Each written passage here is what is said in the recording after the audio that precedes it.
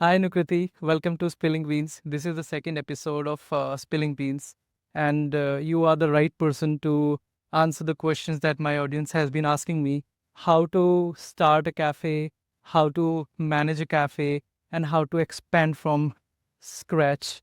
So, welcome on board. Thank you so much. So, your journey so far has been really interesting, like starting from working in Oberoi and then quitting your job and starting eight Yeah. in this 6 years of eight, right? 6 years. Yes. So we In turned six. Yeah. you turned six December. already. Yeah.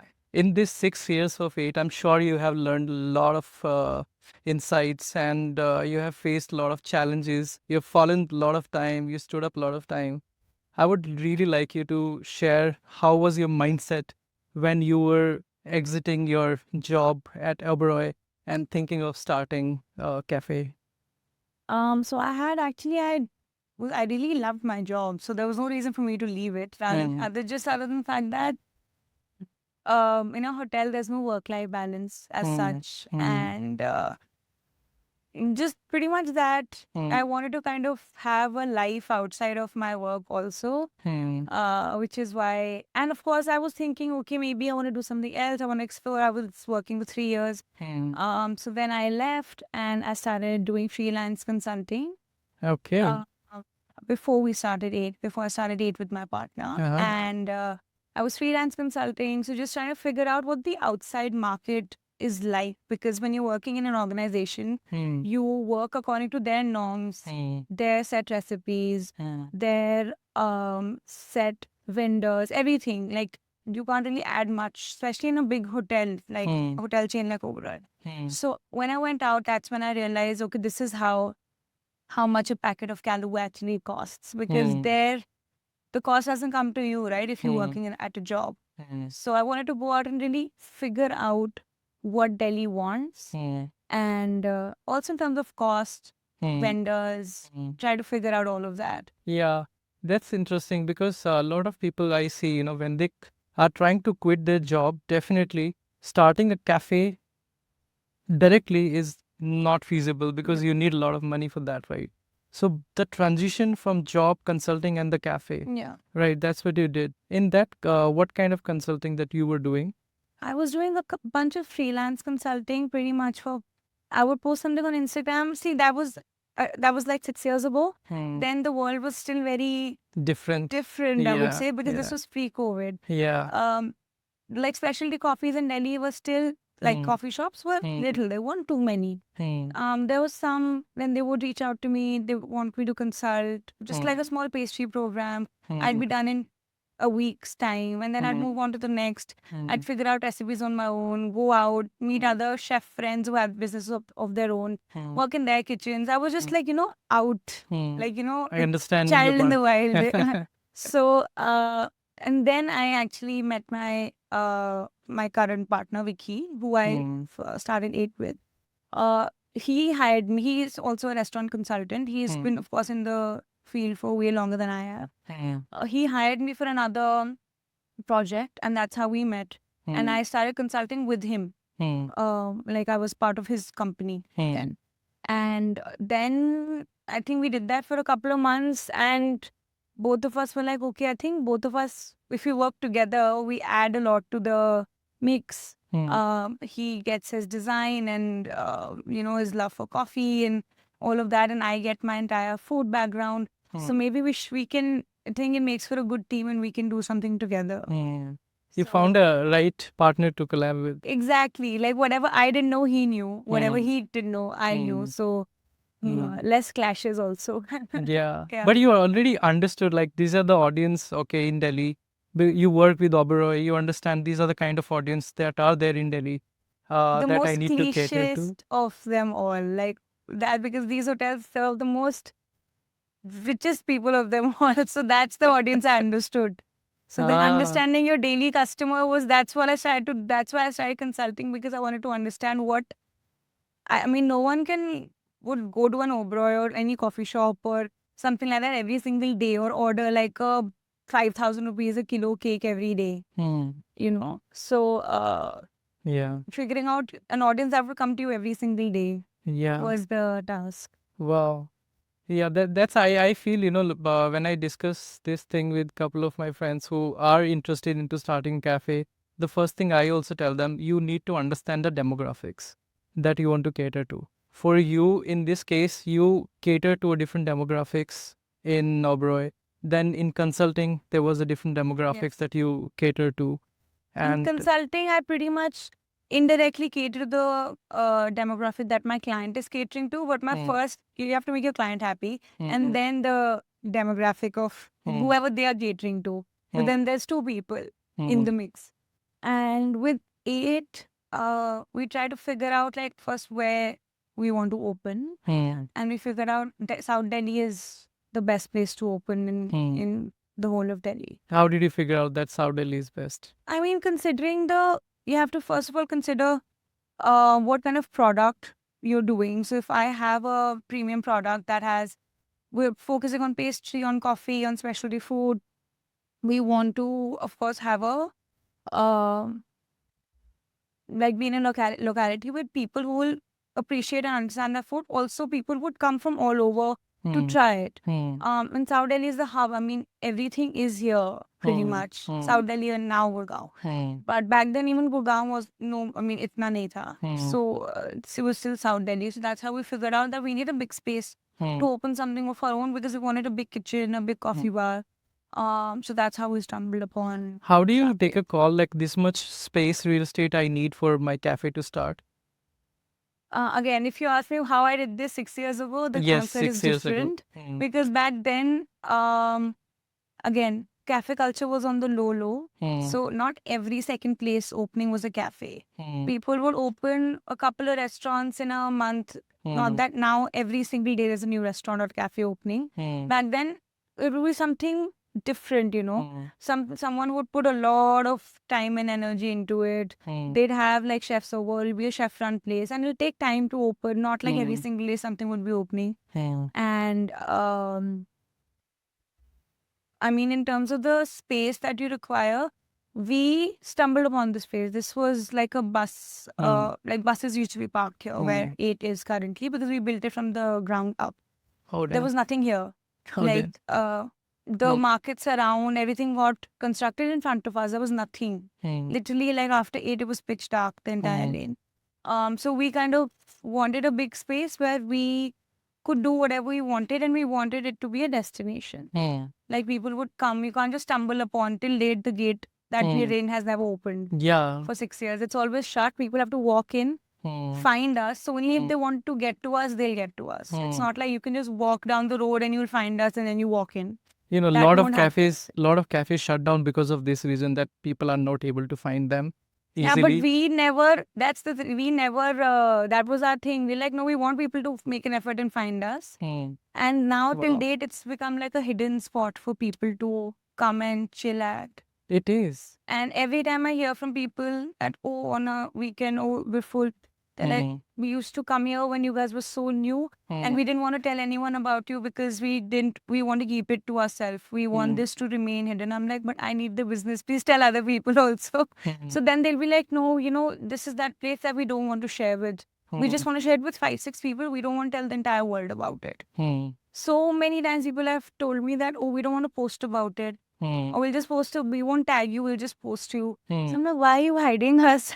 Yeah, exactly. So people have that sentiment with us. Because again, this is in 2019. Things were just opening up. And and then we shut down again because of COVID. Right. The idea and the theme for ATE, it's really beautiful. The color scheme and everything. I think you did a really good job in branding. What was the concept and all? I mean, it was Vicky, but still I will ask you this. Oh, for sure. We just wanted to have a very natural approach to things. We didn't want to overdo anything.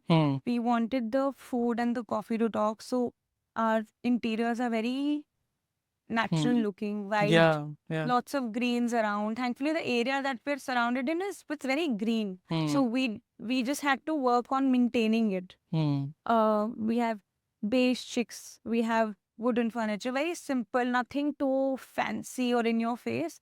And then we have like retail racks to add color, to get like that community angle. We wanted our food and coffee and desserts to shine. At that time, this is not very.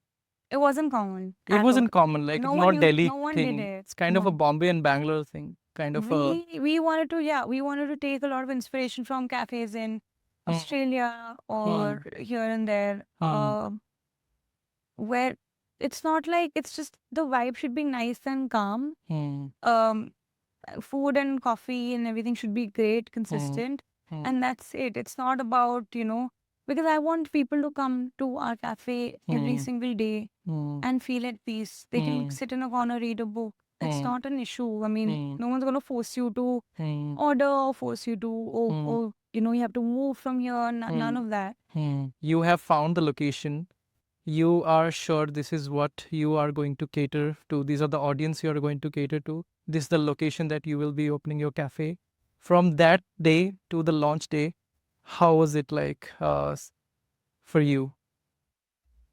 We were very clueless. Like, Hmm, would it even work? Because before, this is again in 2019, pre-COVID, when we hmm, launched, our entire ideals were very different. We wanted to be a kitchen and coffee focused hmm, space hmm, where we'll have a small menu. We had, when we launched with a 2-page menu only. hmm, Everything was made in house from scratch, that we still do, but the menu was very, very small. hmm, And we thought, okay, people will come, they'll just, these are the options they'll choose from, and that's all we have. hmm, And we want to cater to just those people who really understand the craft. I didn't want to change what I offer because people are coming and asking me for this.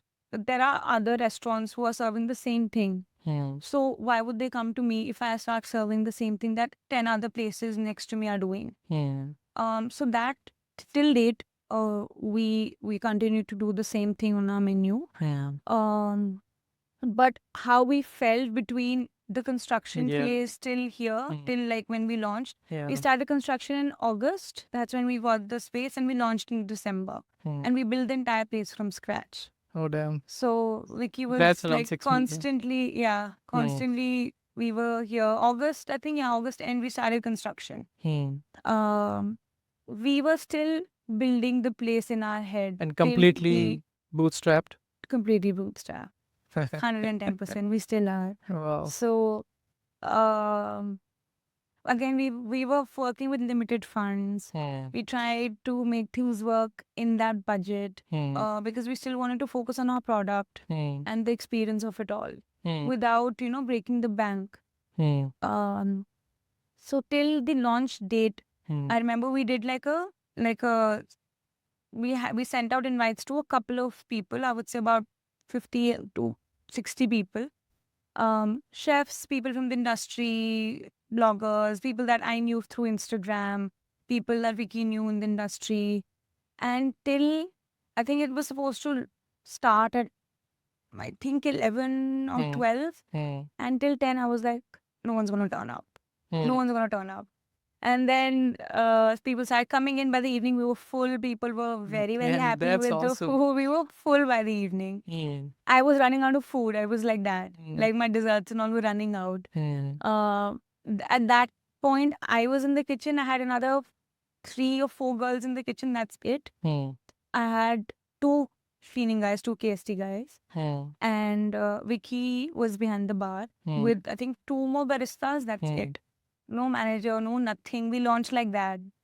So you were playing how many roles in that phase? Oh my God, everything. Like from going to every table, meeting them, of course, as Hmm. an owner, you have to do that. Hmm. Calling, making sure that my menus arrive on time, Hmm. doing that. Hmm. Making sure that the menu is spell checked. Hmm. Because Vicky was designing it, I was double checking it. We Hmm. got it printed, got everything done. I mean, we were doing everything. We didn't Hmm. have a big team back then. It was just Hmm. both of us. And then Hmm. there were people that we were training under us Hmm. to kind of handle. We didn't have the assumption that we set the place up and then we'll take even a day off. I think for the first 1.5 years, we never took a day off. Hmm. Even during COVID, we were working at home or trying to figure out how to open the kitchen quickly. Hmm. Wow. What's the worth of the gamble, like, or the risk? What's the worth of the risk that you say you took in the Oh, it's while opening worth this? 100% now. I don't think I would want to Uh, go back. Yeah. But we opened at the right time, even though COVID hit us, I think 3-4 months. In Hmm. April, I think we had to shut down We opened in December. Yeah. But I don't think I would have done it any other way because COVID for us kind of forced us to change our entire way of like how we wanted to run the business. Did the audience also, customers also change pre-COVID and the post-COVID, the mindset of people who are Pre-COVID, buying? very few people even knew about us. So that's why we didn't want to elongate the wait time between when we opened to next. So we started to create some content at home. We started to, then that's how, because I didn't want people to forget us. During COVID, dine-in was shut. That's how cakes were born. The cakes now that is, I think we do some really good cakes in Delhi. I'm sure I've tried. They're really good. And now it's launched into a full other arm of our business. We have a full website and like people working just for that. That's how the cakes were born because I was like, both me and Vicky thought that, okay, COVID is there. Yes, it's a very stressful time for everyone. Everyone's at home. It's gloomy. You don't know what's going to happen. It was very uncertain, the first lockdown. So we thought, okay, people still need a reason to be happy. And people will still celebrate birthdays and anniversaries, even if they're stuck at home. So we started doing, like, I started making small cakes, taking a picture, putting a story out, putting my number on it. That, if you want a cake, order, and we'll home deliver it to you. So people used to order, till date, people have my number saved as 8, and I get a lot of messages, and I forward them to my team because I used to take all orders. People who have been with us since 2020 will know. I used to take people's cake orders. And back then I didn't have a menu. So whatever you'd say, I'll be like, okay, I can make this. And then later on, I said, okay, no, we have to have a menu also. So I used to make whatever the customer was asking. Because I had a small menu, but I would customize because it was just me working in the kitchen. I would do everything from making the sponge, making the ganache, lining the cake, setting it, finishing it, packing it, making the box myself, packing it, do everything myself. I didn't have anyone else in the kitchen. And then Vicky was, of course, help me. And then both of us would go hand deliver the cake in our car. That's how it started. Yeah, that is how I think bootstrap businesses start. That's how we started, and till I think we've had the website for almost 3 years now. Before that, people used to order with me, and I was literally living here. Okay, so people used to order with me, and we used to then started doing hampers for people. We started doing not hampers as in like food hampers, like someone wants to host a brunch at home because people couldn't go out. So that's how our bagels were born. That okay, we'll start sending out bagels and cream cheese to everyone who wants to order. We'll make them fresh. So you pre-order, and jitna order hai, we'll make it accordingly. That's how our bagels were born, and that till date is one of our best sellers for breakfast at the cafe. We bake them fresh every day. That's pretty awesome. You were also one of the earliest one who made this whole combo of specialty coffee and fusion food. Yeah, I mean, I think so. Back then. Yeah, back then there were very few still. Very I mean, few I find specialty coffee places. We were very certain about what kind of coffee we wanted to source. So coffee plus really good tasty desserts. Not just desserts that look great, but they don't taste that great. For me, like, it has to go hand in hand. So the looks and the taste both. And my style of food is a little different in terms of how I plate it or how I finish it. How different is it? How is it Like, different? I want it to look like it's handmade, not like it's made out of a machine. Yeah. So there'll be a lot of course. piping, there'll be a lot of nice Yeah. elements. It'll look rustic, it'll look Yeah. handmade, not like cut, copy, paste. Yeah. So yes, every single thing will look a little different. So yeah, like coming back to that's how people perceived us before and after COVID. Before COVID, we were a destination cafe that serves good coffee. And back then there was no Instagram. No one people used to post stories. There were no reels. There were no people posting, oh, here's the hidden gem, new thing in Delhi. None of that. So it was purely word of mouth. Then during COVID, of course, no one used to run ads also back then on Instagram. So during COVID, I started doing cakes on my own. I just posted on Instagram. Maybe once in a day or once in 2 days, I would get one cake order that I would come and make. That's how a lot of people end up. With this, I've been very curious to understand what has been the trend change between the customers, between the people of Delhi who are going out to eat. It has changed now. I would say in the last 2 years, it's changed more than pre-COVID. Okay. After COVID, when people were still running around in masks, that was still different. People were still very like present. That okay, Mm. they'll come, they'll have a good time with friends and all. Now everything is about reels, putting everything on Instagram. Who can make a viral reel about a new space? A place that's been open for so long will now suddenly become a hidden gem because you can't see it in front of you. Mm. Stuff like that. The sensationalism is actually Yeah, the and it's key. too much. Like I'm kind of done with it. Yeah. Like, and it happens too much now. Like Mm. every second person is a food blogger. Yeah. No offense to anyone, but that's the way people have stopped enjoying Mm. their food. Mm. Like a lot of times now, of course, I take a picture and everything, but that's not the. I won't let my food get cold. Mm. I'll eat it before that. People will let their food get cold, take pictures, shoot a reel, and then eat it. And then, of course, the entire thing is gone. Like, Mm. you have to Mm. have your food when it's there in front of you. Yeah, that So makes people have absolutely. changed. Of course, Mm. but that's, I think, more of the younger Mm. generation. Oh my God, I feel old saying that. Yeah. But not that I'm old, but younger than me, I Yeah. think. Yeah. But yeah, people, I would say similar to my age, like I'll turn 30 next year. So similar to my Ooh, age, people like congratulations. that. Hitting a new milestone. Very scared about turning 30. Very still. I mean, for us, it's more like decompressing and having a good time still, but it has changed a lot. Okay, so let's put it the question differently. Last 2 years to 3 years, the trend of customers in Delhi who are coming to cafe, chilling, eating, talking, concessions, that those customers' mindset has changed. You're suggesting, what do you think has changed? In not mindset, I would say the expectations have also Expectations. changed. Okay. A lot of times, like a cafe is a very casual, relaxed place. It's not a fine dine place that it's not very uptight. So a lot of people start expecting a cafe to behave like a restaurant. They're both different. Yeah. Don't expect a cafe to run like a restaurant and vice versa. And a lot of people start blurring the lines also, which is why people have these unreal expectations.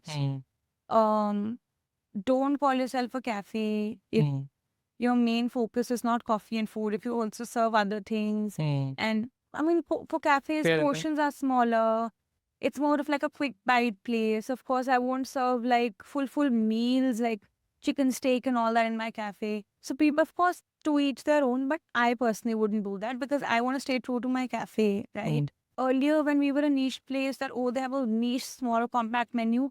Now people complain, oh, your menu is so small. Even though now my menu is like 10 pages long. I started with 2 pages. I evolved with what the customer wants. But people still say, oh, your menu is so small. It's 10 pages. Like there's no way you can eat through my entire menu. Yeah, absolutely. Portions are small. I'm like, portions are decent. One person will eat one thing and they'll be full. So expectations are very different. People are a lot well traveled also now. Very, very well traveled. People who come over, so they will immediately, of course, this was the better also, that a lot of people appreciate us even more. I don't know, we had this XYZ thing and this is what you have is probably better. We had this XYZ specialty coffee at some place and yours is better. We had this cheesecake, but yours is better. Something like that. Now I understood about the trend. I understood about the journey that you have taken. It's really inspiring.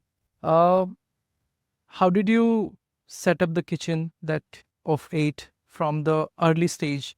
And now if you have the set up the kitchen at this stage, like 2 years later. So I would like to understand what is the difference between setting up a kitchen 2 years ago or setting up a kitchen now for a cafe?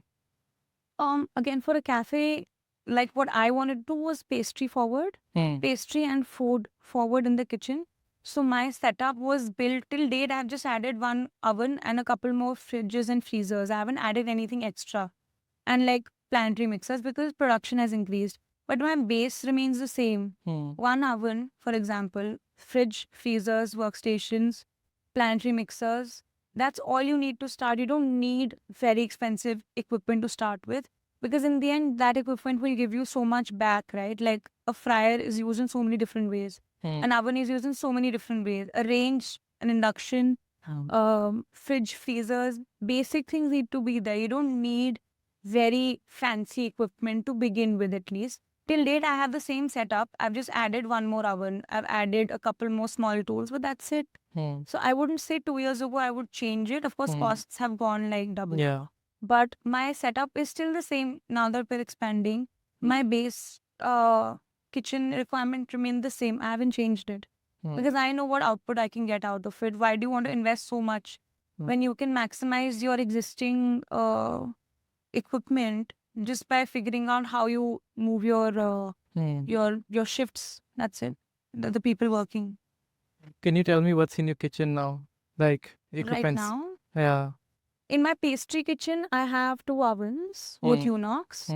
I have about 4 or 5 freezers. Freezers because we need a lot for cakes. I have 1 blast chiller. That's one added thing that I have. I have 3 mixers, the planetary mixers that we whisk cream in and like we make bread in. I have inductions. And for kitchen, that's all you need for pastry kitchen. For my hot kitchen, I have a range, I have fryers, I have fridge, freezer. That's it. That's all you need, to be honest. Am I missing anything? No, that's plenty. That's all of it, I But think. this is the least. You have to do this much. Yeah, You can't. Of this- course, you can add more, but this is what's enough for my kitchen. Yeah.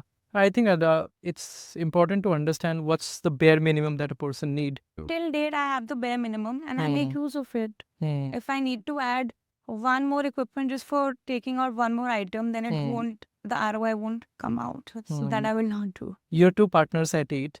So how do you divide the roles and who does what in 8? Anything that has to do with food and the new menu costing, all of that I do. Food, maybe a little bit of aesthetics. I don't dabble too much in that. Basically, making sure the back end is strong. So our website comes under me. Our new launches, our cakes, our Zomato, the new menu for existing and new stores, trials, costing, that comes under me. And also hiring comes Okay. under me. Then Vicky handles the marketing, the design, the business, the money he handles. I'm very bad with that. Finance he handles. So he handles the serious stuff. I handle the fun stuff. Nice. Because I can't do finance. Uh, I make mistakes with calculator also. Okay. I'm very Makes sense. bad.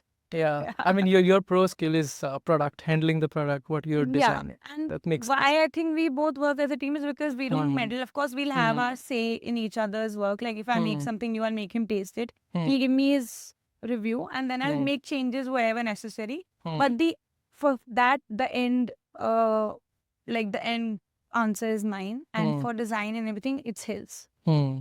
So yeah, we do That's that. a really good combination you have got for yourself. Congratulations. Yeah, and I think we're lucky Yeah. to have that because a lot of people don't, and that's how they dabble. And they have to hire a lot of extra people. If I were doing this alone, I'd had to hire so much for this. And if you know your partner knows Yeah. all of these things, then you know it's easier to manage a team also. So According first you need to find a partner and then start a cafe. ideally, ideally, I think yes. Yeah, that would be a good start. Yeah. Now you have started one more branch of 8 and you're planning to expand it more. We're expanding this year. Starting this What's year, happening? yes. So we have closed on a couple of locations and construction has started, trials have started. So in a couple of months, you'll see a couple more 8s pop up here and there. Yeah. How is Yeah. it the expansion going? Like, is it the same? Are you in the same mindset when you started it, or are you in the same mindset when you're expanding it? No. When we started it, we knew both of us have to do everything possible because we didn't have a team back then. And there was just only one store to put all of our energy in. So this store this is like my baby, this one, because this is where I started. The new stores now we have like thankfully touchwood, we have a big enough team to manage and delegate a lot. So Vicky and I know we're not left alone in anything. When we started, we didn't have anyone, as in not even like an architect or someone else that we had to that we could delegate tasks to. Vicky built this from scratch. He was the contractor. He was dealing with everyone himself. But now we have a team at different locations. I have a good enough kitchen team who does trials with me. I have an accounts team who'll do costing with me. We have a social media team. We have an in-house photographer and all of that. We did not have back then. So of course our team has grown. So that's how we'll be able to grow. Wow. Yeah. You are growing towards Gurgaon. So the customer is very different in Delhi and Gurgaon. I'm sure you must be aware of that. They're different, yes, in terms of, I think Gurgaon wakes up earlier than Delhi. Yeah. Because the culture there, a lot of people, a lot of young parents who have to drop their kids off to school, a lot of people who have startups, or they'll basically, they're early risers there. So of course the vibe that we're creating in those stores are a little different. Basically every single 8 that we open, the concept remains the same, but the vibe and the architecture changes, and there's an added bonus in every store. That's what we're planning.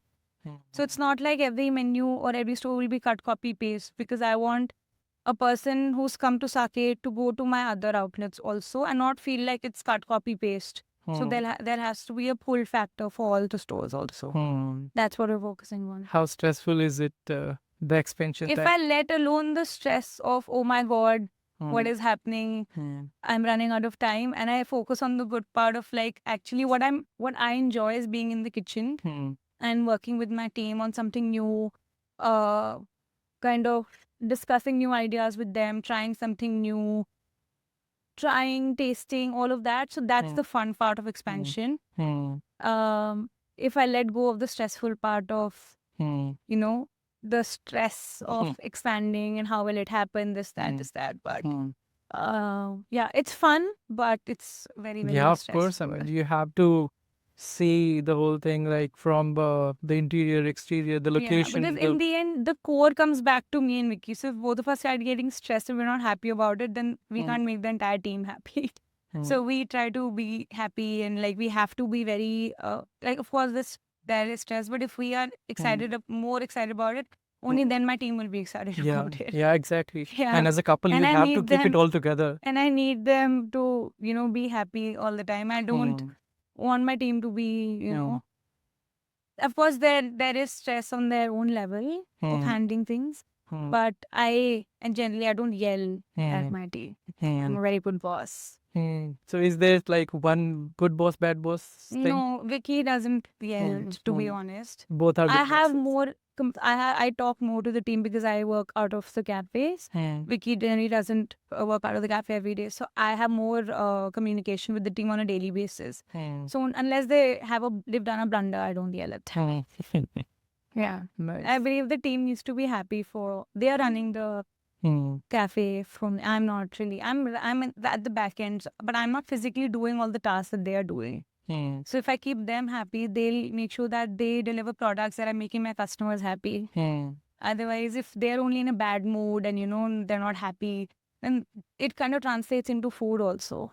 So I will make sure that I communicate with them, both front, back, KST, everyone. And no one is allowed to yell or abuse in my kitchen at all. That's there. That sounds And I have really very good. strict briefings about it. Yeah. Yeah. Well, I would ask you, give you a scenario. Okay. So let's say I am a person who want to start a cafe and serve good food also. So it's kind of a cafe restaurant setup in a tier 2 city.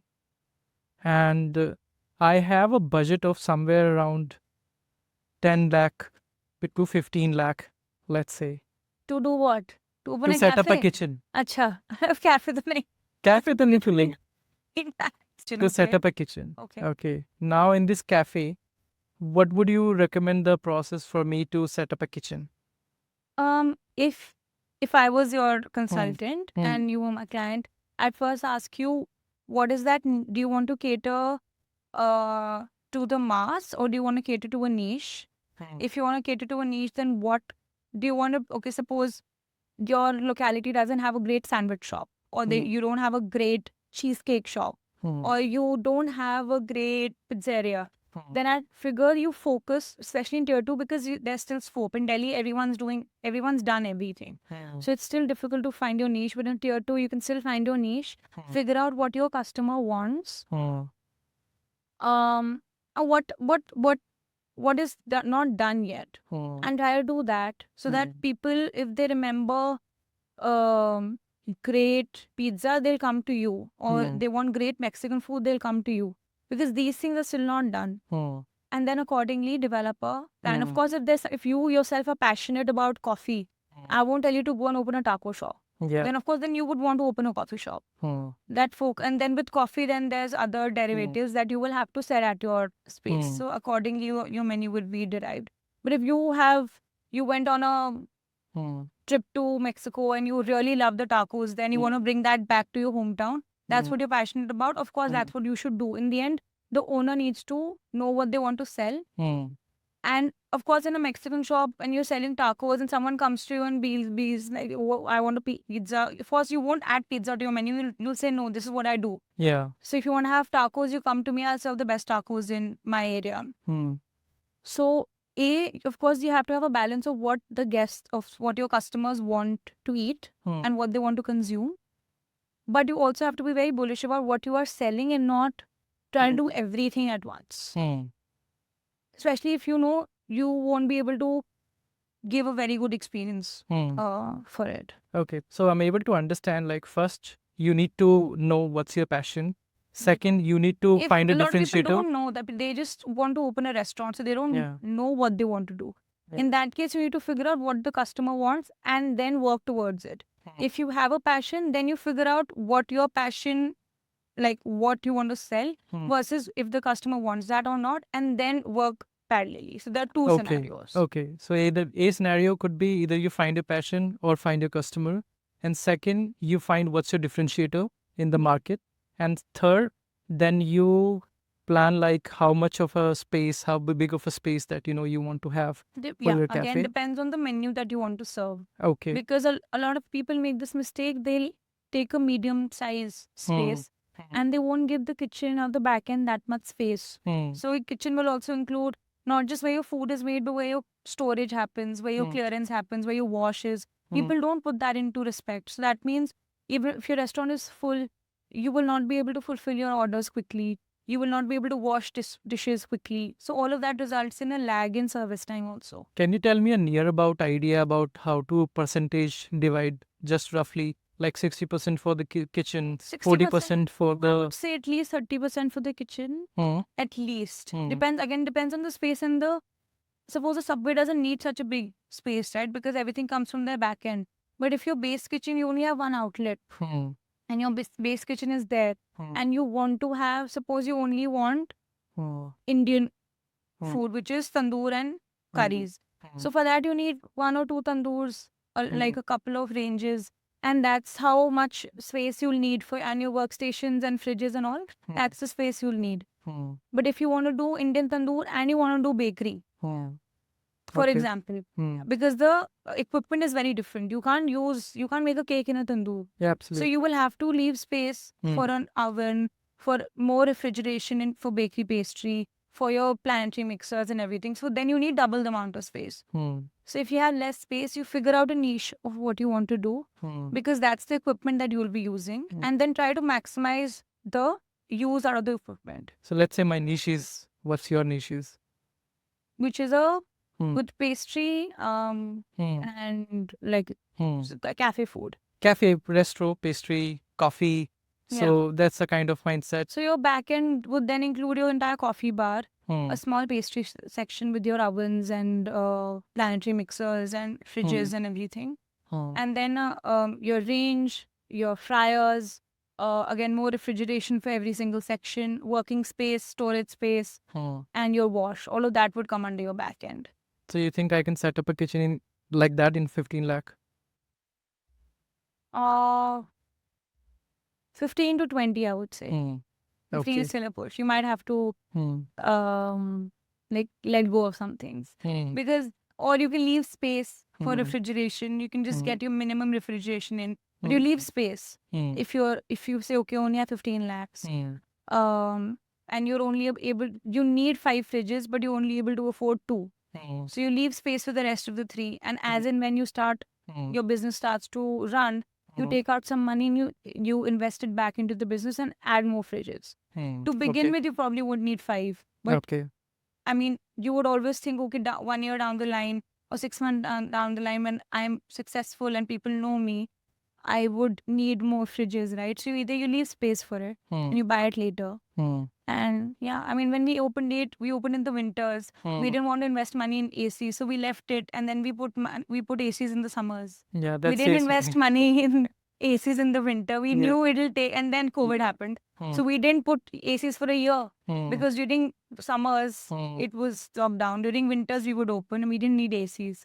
So we saved money. Yeah, that's a very smart way to Yeah, we didn't put money in ACs till we didn't need it. Man. Yeah. So in this way, what would be the standard budget that you will say with this kind of audience in a tier 2 city for cafe, restaurant, coffee? Given the current scenario, keeping in mind your coffee equipment only would be very expensive. Yeah. Like your coffee machine, 2 grinders, your entire small tool setup would be, I mean, I could be wrong. I'm No, not the just right give me person a for give me that. a standard scenario. Like let's say I want to set up a cafe in a tier 2 city. Okay, considering the location, it's on rent. Considering the staff, there will be at least how many people? Okay, and considering all of your it. rent, then you'll have to give some sort of upfront payment for your rent also. Then your construction, so you'll have to give some to your, of course, the laborers and all. You'll have to give money out for that. Then your equipment for both bar, kitchen, all of that is separate. Then other things like packaging, uniform cost, all of these things. Then marketing. I would say it will not. You can't start like a cafe. Not even this, I would say it's smaller in less than a CR. Less than a CR. You right. can't. Okay. In this day and age, you can't. It's very expensive. So Like equipment itself, since we bought it till now, it's very expensive. The same fridge that I got for maybe 30,000 is now like at 45 or 50. So it's expensive now. Yeah, Yeah. absolutely. Yeah. In tier 2 cities also, it's like equally Yeah, because labor expensive. is expensive everywhere. Now, I mean, it's not like it's easier. Yeah. It is not easier just because you're in Delhi or somewhere else. Your crockery, your cutlery, everything is expensive. So instead, why should I start in? Maybe I should start in a tier 1 if the price is same, right? Or It really depends. If you feel, if I'm from a tier 2 city and I know my customer well and I know people around me well, same set of 500, 600 families who for generations my entire family has known. I have a better social circle there as compared to if I migrate to Delhi, no one knows me. So it's difficult to make a social circle and get people to come to your cafe or your space as compared to that. But then, of course, there are pros and cons. Like after a while, you'll need to change because in tier 2 cities, unless you build a legacy brand, and then people will start to move on. Okay, what's next? What's new? Because I've consulted in other cities. I've done in Raipur, in Chandigarh, Amritsar. So that issue I felt was there. there is something like if I already have a cafe in a tier 2 city, so what is the right point when I can understand now I can expand to one more store? What is the right time to understand that? I mean, sometimes people rush into it. At least give it a year and a half, I would say. Don't rush into it. Let people at least know that, like, make your presence felt in that place. Give it your best. And then move on to the second, because once you open a second, if it's the exact same concept, you will be your own competitor. Given it's a small town, suppose Chandigarh, small town, the entire town will be finished in like half an hour, right? So if I open 8 and then I open another 8 at the end of Chandigarh, I'll be my own competition because there people are okay to travel. But if I open under 8, I open another brand, so people have that trust value from my core brand and they trust, and I open an innate pizzeria, for example, people would trust me because they like my brand already and they would want to try my pizza also. But then I'm branching out, but I'm not becoming my own competition. That's something that's about the state. But how about the workflow and how about the business is doing? When can I make a call like, okay, now there is some automation in my business, I can move on to open one more space? Is there a time when you get the flag, okay, now I can expand? Like if I'm not talking about numbers, just like how you feel about your brand in general. Is your cafe is always bustling with people are in and out, your team is happy, you are able to take some time out. It's if you as an owner and you need to sit at the cafe 24/7. Hmm. Because if you come out, even you take like a 2-day holiday, Hmm. your cafe will not be able to run. That means you're not Hmm. ready to expand. Hmm. You have to delegate and train teams Hmm. enough that they'll be able to run your space for you without you. Hmm. Like, Okay. Fair enough. I don't have to come here every day. I Yeah. know my team. I'm available on call whenever needed. But I can take a 2-week long vacation. Hmm. Of course, I'll be stressed because I am very attached to my work. Hmm. But my team, it's not like my cafe won't function without me, Hmm. or my cakes won't be delivered, or my Hmm. website will not happen. All of that work will happen. I don't physically have to be there, neither does Vicky. Hmm. And even at the other store, that's how we know we're ready to branch out, because your core team needs to be strong. Admin, HR, your accounting, Hmm. your base head chefs in the kitchen, who will also then train your other chefs for the other outlets. Your base team needs to be strong, Hmm. without which you will not be able to. One person can't do so much. Hmm. You have to have a very strong team. Hmm. So in a nutshell, like if you can get a break from your work and the work is still going on, the cafe is still running Yeah. well, you can, that would be a one sign for you to Yeah, expand. this I'm talking like without adding any financials to it. And of course, Hmm. if every month you see you have to put money from your own Hmm. pocket into the Hmm. business, that means of course there's something wrong, and you're not even breaking even, Hmm. let alone take out profit. Generally, how often do cafes break even in Delhi? Since you are more experienced in Delhi running your cafe. I mean, it would take at least, considering the amount of money you've put in again. People can spend 1 crore also on a cafe. They can spend 3 crores also on the same cafe, just Hmm. because their interiors are different. Hmm. But their ROI would not change because of that. Hmm. I mean, not in terms of Yeah. the APC would not change. Okay. I would still, sitting in a 1 crore invested cafe or a 3 crore invested cafe, I would still pay the same 350 rupees for a flat white, for example. Hmm. But my ROI would change. Yeah. I would earn back that money probably in 12 months in Hmm. the 1 CR one. Hmm. But it'll take me so much more Hmm. to get that money back. Hmm. I don't mean like of course, you can start taking a salary, Hmm. but the profit Hmm.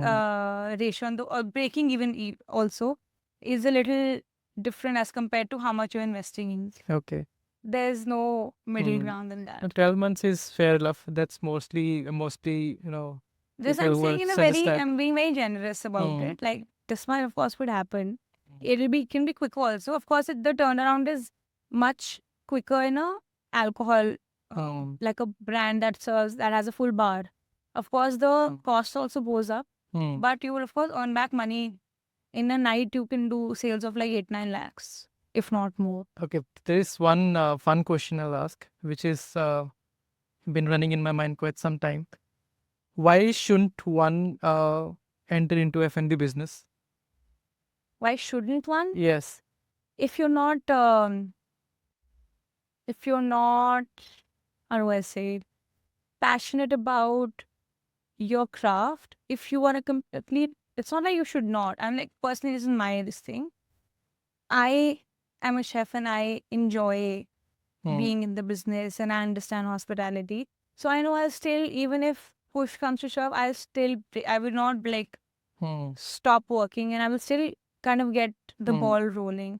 A lot of people don't understand that with hospitality, with owning restaurants and cafes, there's a lot of stress Hmm. because you're serving people, and people are very, every person is different that you'll run into. Hmm. Every person that you serve will be different. Hmm. There's a lot of added stress because you're constantly dealing with different people with Hmm. different moods in their life. Okay. Hmm. You never know the person who's come and sat and had coffee here. Your coffee might be great, but they'll be in a horrible mood. They'll still leave you a 1-star review. Hmm. Their coffee was great. Hmm. Maybe one thing might not have gone right. Maybe the coffee took 2 minutes extra. But Hmm. since they're already in a bad mood, Hmm. they'll give you 1 star. Hmm. But it wasn't your fault. Yeah. So it's very stressful to be in that situation, and a lot of people don't know Hmm. that this can be the case when they get into it. Hmm. And that's how like a lot of people just, Hmm. I've known chefs and I've known people who were trained to do this. They've had restaurants or they worked in one, and then they just changed their line Hmm. because it's not for them. Hmm. So you have to be really passionate about what you do. Hmm. So being passionate is really one. Number one, Yeah, you have to be about really your driven. craft. Hmm. Either you're great at all. Doesn't mean you have to have a chef-run business. You could be really, really passionate about just serving people or just serving great coffee, and that will also work. But you need to really be completely into the game. It can't be a side gig. This can't be your second job. A lot of people have like a full business or a job or something going, and then they're like, oh, let's just start a cafe of our own. But you'll have to choose. This can't be your second job or like a second gig Yeah, that's or definitely. like your second, third business, unless of course you have generational wealth or something. But and you don't care if your mom restaurant's making business Yeah. or yeah.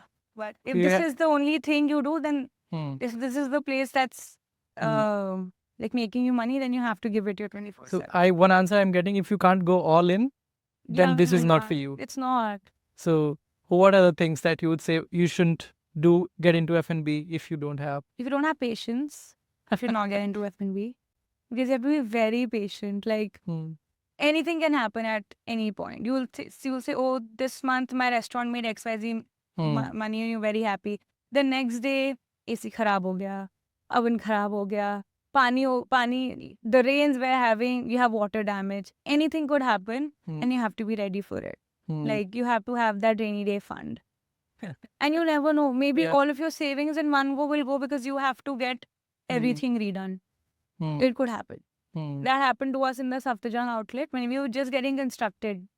The owner, who was basically the landlord, rented it out to another person. And while they were doing their construction, some pipe leaked and all of the water came into our ceiling. We had a Oh. false ceiling. We had to get all of our brand new speakers, cameras, and lights Oh, damn. replaced. So imagine another 2 lakhs gone just like that overnight. So And all of our walls got wet for no fault of our own. Hmm. So then what do? You can't, like, it's not in your hands. So you have to be very patient. Yeah, I'm getting 3 P's out of it. You have to have passion, patience, and paisa. Oh yeah. Paisa to you. I mean, If there's you no don't end. have that, There's no end. You have to keep pulling in money every day. Hmm. Every day. Not that you have to do it from your own pocket. Hmm. It's going from the business back to the business. It's not like every month I will take out XYZ amount. Not possible. You have to see how much the restaurant is making. Of course, a lot of people give themselves stable salaries and all. But as I'm talking out of experience, you will have to pull in money from the business only, not from your own pocket. But Yeah. You have been putting most of your money into your cafes and but how do you pay for your lifestyle then if you are pooling like most of your money?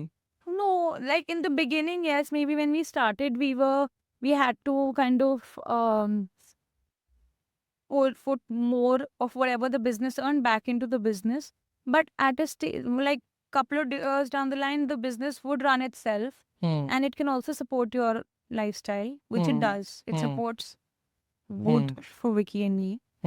And it also, we are able to get new additions to the business. We have 2 refrigerated vans for our cake deliveries. We got all of these things we earned from the business itself. It's not like we put our own money. And it also supports our life, like our entire lifestyle. Wow. So I think at the beginning, I should think, oh my God, will it ever make us enough money? But later, I think we never stopped hustling. I mean, we're still doing that. I don't think you can ever stop learning or working hard. Every day we learn from our mistakes and we go back with the entire team and figure out, okay, this is what we did wrong and this is what we can do better. That happens till date. So in your case, you had all 4: passion, patience, paisa, and partner. Oh, yeah. Wow. Yeah, without my partner, I 100% I would not be able to do this. Like, not even a percent I would say that I could have done this without him. Because I know whatever, now I know some things about business and now I can talk to you confidently about it. 3 or 4 years ago, I'll be like, I have no idea. Like, I did not know anything at all. I've learned it working with him. I've learned how to do all of these other things. I just knew how to like cook in the kitchen and like bake, and that's it. I didn't know business at all. But I've learned working with him. I think 100% I could not have done it without him. Oh. Yeah. In most of the businesses that you have consulted with or seen, how often is it that you see a single person doing business versus with partners? Very often, actually. Yeah? People do it alone. Yeah? Yeah. Wow. I'm Very surprised. often. Okay. Either it's one person and maybe their family is backing them up, Okay. or it's a sibling, Mhm. two siblings doing it. Hmm. But a lot of times it's someone doing it alone. But then you have to have a lot of money to do it. You can't get into this industry without having a lot of like financial backing. Okay, fair enough. Yeah. So far I have understood how to start a cafe and when is the right time to expand it, and also why shouldn't you get into F&B business.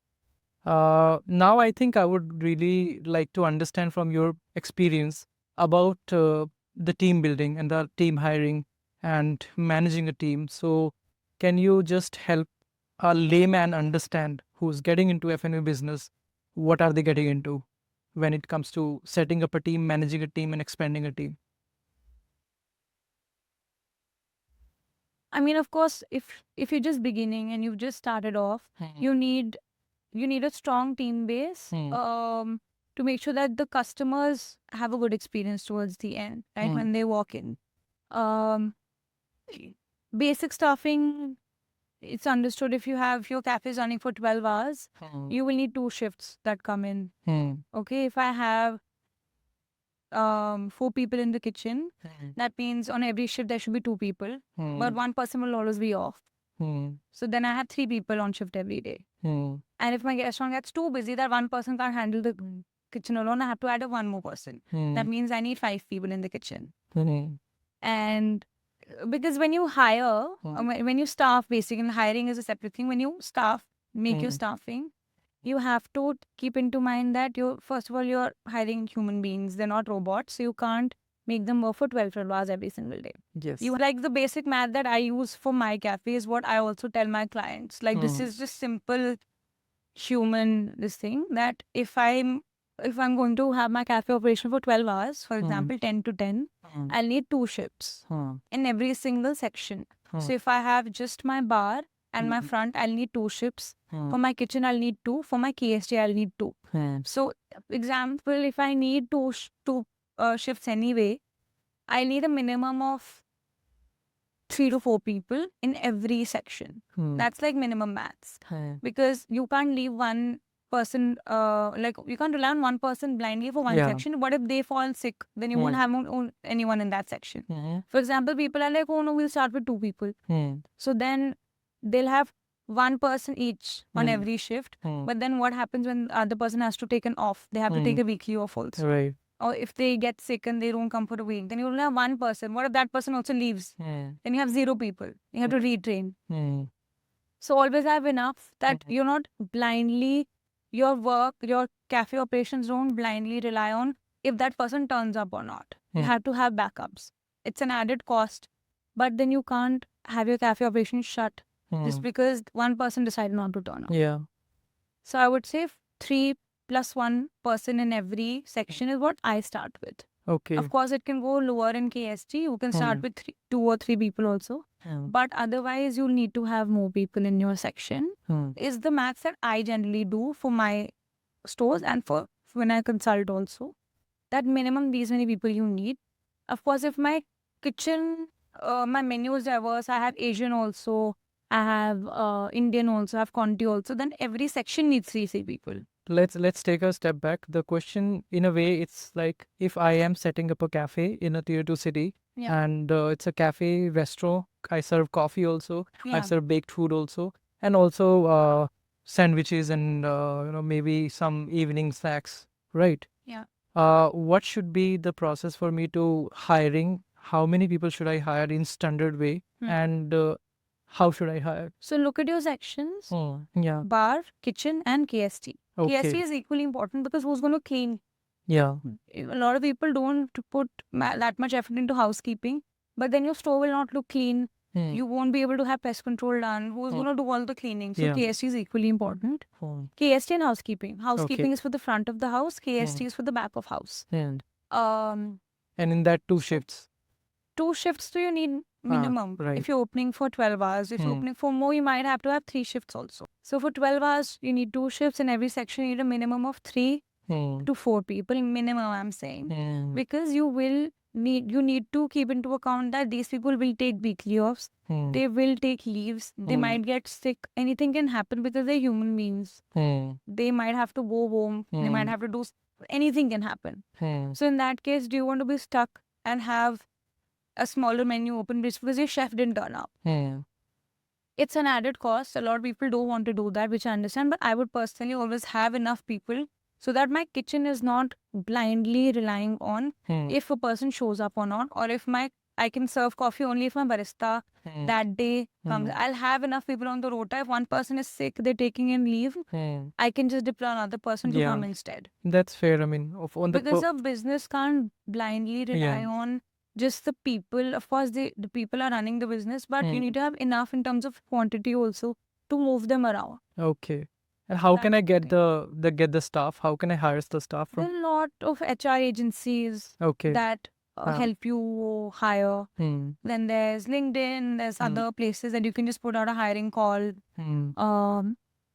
If you are not from the industry and you don't know anyone, then you'll of course be hiring a consultant or you'll be hiring a chef. They have their own network of people that they can help you with. If you are from the industry, you will know people even an Instagram post sometimes is enough to hire. I do most of my hiring on Instagram. Like honestly, I put it out and we'll get resumes and we hire. Like 90% of the staff has come that way, especially for the kitchen.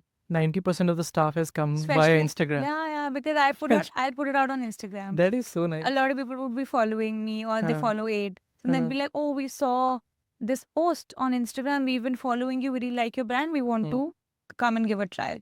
So for my kitchen and also for social media, we've hired that way. For front, also we've hired that way most of the time. But sometimes the baristas only know other baristas. They're like, who used to work with XYZ person. We'll bring this person in for a trial. You meet them. And if they're nice, we hire them. So social media is not just for marketing of your to get customers, everything. to get staff, and to get collaborators if you want some vendors. If tomorrow I need a specialty cacao brand, I'll put it out on Instagram and I'll get. I did it last week. I needed a specialty cacao brand. I got 10 new brands that have just opened.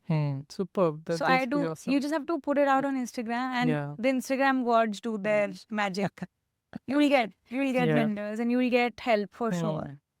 Awesome. Yeah, that gives me an idea on how to hire and how to set up You the have to also team. socialize a little bit. As if you are going to be part of the industry, you have to make friends in the industry and meet people, and that's how it works. Like you'll have to socialize a bit.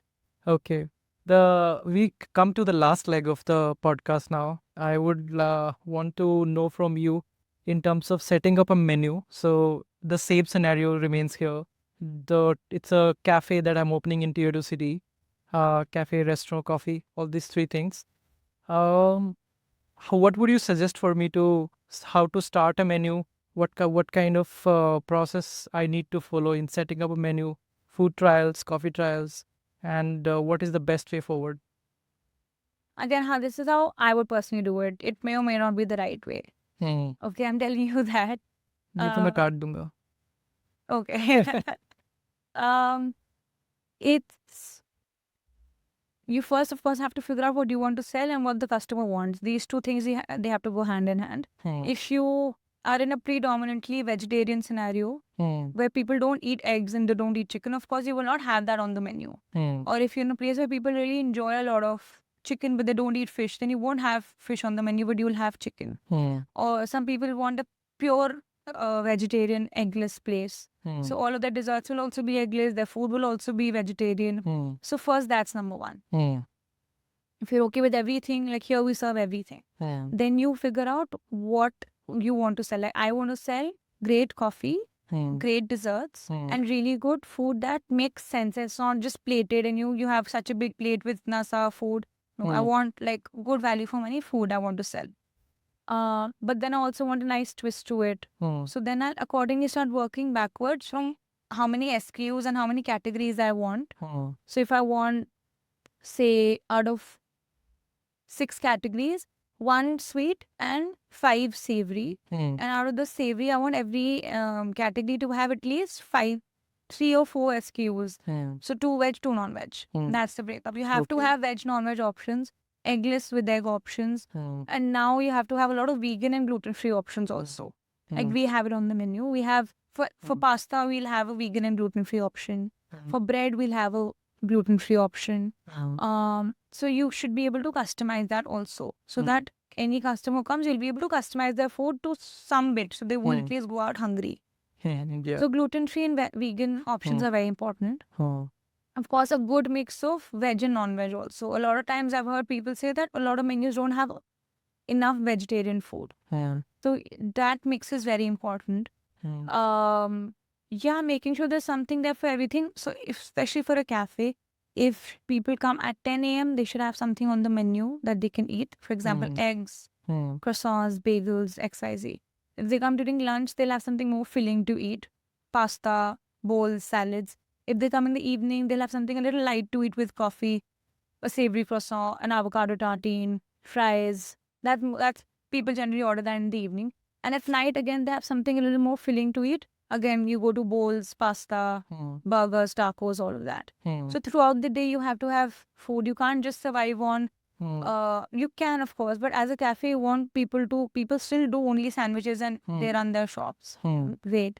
But if you want the entire mix, then you should think of adding everything, implementing everything. So the variable is customer timing and also the pairing Yes. and also the location that you're serving at. Yes. And They are of the course, 3 you variables. want all of this food to and your desserts to also go well with coffee. If I have coffee and I'm doing wine also, then I'll need food that also pairs well with wine, for example. So it depends on your food and beverage needs to go hand in hand. Yeah. What are the things that you would suggest a person to not do when designing a menu? Don't first of all, costing needs to be in check. When people come to a cafe, they don't want to splurge. Splurge as in they don't want to pay more than, I would say, 2,000 per person. That's also I'm saying on the higher side. An APC of 1,200 to 1,500 per person is good. So that means they'll each have like if 2 people are eating, they'll have 1 coffee each. They'll probably share an appetizer. They'll have a main each or share it and have 1 dessert. That much you want to incorporate. So if my main only, if I suppose I put like a fillet of salmon on my mains, that itself would cost me 2,000 rupees. So then first of all, it might never be ordered only because it's very expensive, and that's like a full main meal of like grilled chicken, vegetables, all of that is conceived as a proper dinner sit down type of meal that you expect in a restaurant, not at a cafe. So a cafe is supposed to be not too expensive, under like under 800, I would say, per item. Okay. Non-veg. Veg could be under 700 also. And portions need to be shareable.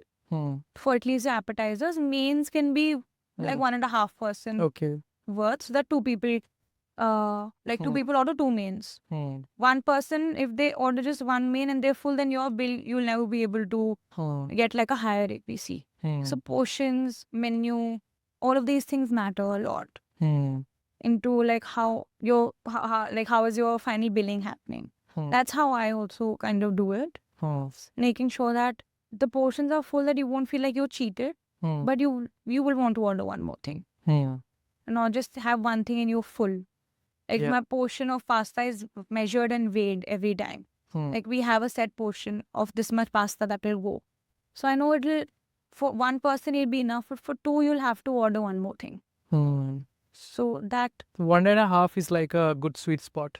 Yeah, or if you suppose you're giving tacos, people will always give 3. They won't give 4 or 5. It's always going to be in odd numbers. Oh, okay. I did not know If that. you see how people serve like tacos, or they'll serve dumplings or something, it'll mostly be in odd numbers, or 4s and 5s if it's a smaller portion. If it's a big portion, then only 3. Or if it's even larger, some people just do 2 also. So the portions for appetizers won't be too much. So you will want to order more. That's a really good insight. I mean, What are Yeah. the generally dead products in food? I think every restaurant has their own set of dead products. I Yeah, don't of know. course. Either it's Mm, something very expensive that's mm, ordered very less, mm, uh, like a restaurant that has salmon or lobster or something, that mm, will probably be ordered less mm. as compared to other things. Like fries is the most ordered thing. Yeah. Chicken nuggets or something, fried chicken is ordered a lot.